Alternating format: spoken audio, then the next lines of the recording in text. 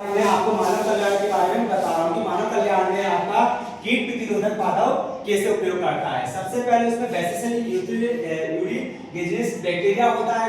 ये बैक्टीरिया क्या करता है, पेड़ों को नुकसानदायक करता है, यानी उसको फलदायक करता है। बीटी ब्रेंजिल B+ कॉटन होता है इसमें, जो कि ये काय जीनस का काम करता है। ये पुनर्वियोजक जीन्स क्या करेगा, पत्तियों को हानिकारक कीट के द्वारा मार देता है, खत्म कर देता है।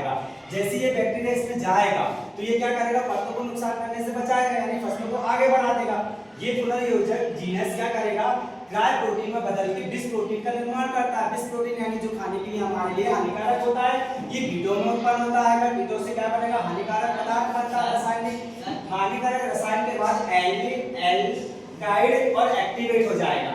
जैसे ही एल्डिहाइड एक्टिव हो जाएगा तो ये तुम्हारा बीटेन ब्रेंजिल B+ कॉटन होता है।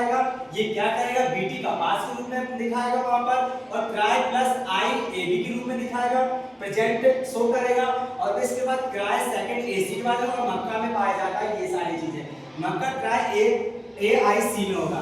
बोलो क्या बोल रहे हो तुम? सर एक कीट है बेसिलस की कीट है, ये पत्तियों को नुकसान करता है। ये पत्तियों को नुकसान कैसे करेगा, ये फायदा कहां को करता है, जब क्राय जीनेसिस का पुनर्वियोजन बढ़ाएगा उसको, मतलब इन क्रायोजेनिक पुनर्वियोजन बढ़ाएगा। हाँ उसको बढ़ाएगा, ये यानी उसकी अपनी वृद्धि को बढ़ाएगा जनसंख्या। जैसे उसने उसको बढ़ाया तो ये क्या करेगा, उसको नुकसान पहुंचाएगा, यानी ये पत्तियों को खाएगा। तो उसमें क्या करेंगे अपन, कीटनाशक दवाई को छिड़काव करेंगे। तो कौन सी दवाई को करना था, बीटी ब्रेंजिल B+ कॉटन का उसमें अपन छिड़काव करा। एक चीज इनको बढ़ाएगा फिर इसी चीज को क्या करेगा, ये जो बैक्टीरिया जो क्राय जीने से यानी इसने अपना उसको आगे की वृद्धि कर दी है, आगे की वृद्धि कर दी है, ये क्या कर रहा है, उसको खा रहा है। तो ये क्या करेगा, ये वैक्सीन एक दवाई के रूप में ब्रेंजिल B+ कॉटन का निर्माण करेगा, यहाँ से ये कीट को खत्म कर देगा, जो कि रासायनिक पदार्थ है। रासायनिक पदार्थ से क्या करेंगे, इसमें काय का निर्माण होगा। इसके बाद इसमें क्राय प्रोटीन का निर्माण होगा। क्राय प्रोटीन में यानी बिस प्रोटीन, यानी बिस प्रोटीन है जो खाने के लिए जो हमारे लिए हानिकारक है, हम खाएंगे तो वो यानी हमारे स्वास्थ्य के लिए हानिकारक होगा। इसलिए तो कीट प्रतिरोधक पादपों को बढ़ाया जाता है, ये फसलें और ज्यादा बढ़े और मार्केट में उपलब्ध हो, ये सारी चीजें होती है उसमें।